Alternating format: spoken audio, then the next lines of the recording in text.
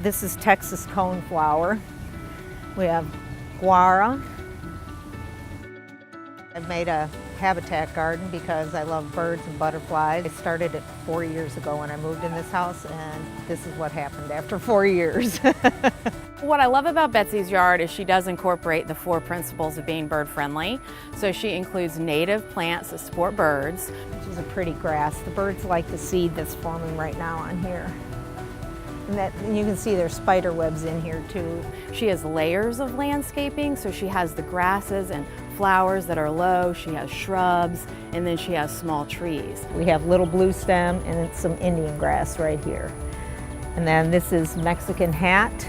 Secondly, Betsy creates inviting habitats. She has 2 water features. She has nest boxes and feeders. My water feature, that's where I get all the birds who drink, blue jays, cardinals, white-winged doves.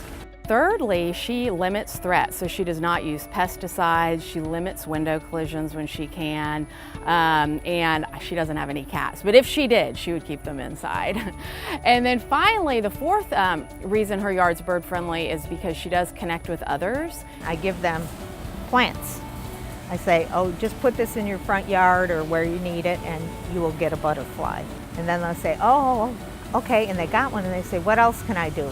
They can sign up for Houston Audubon's Bird Friendly Yard program. So you just go online, you sign up, we'll send you a welcome package, and you will then know that you are part of a bigger picture to transform the city.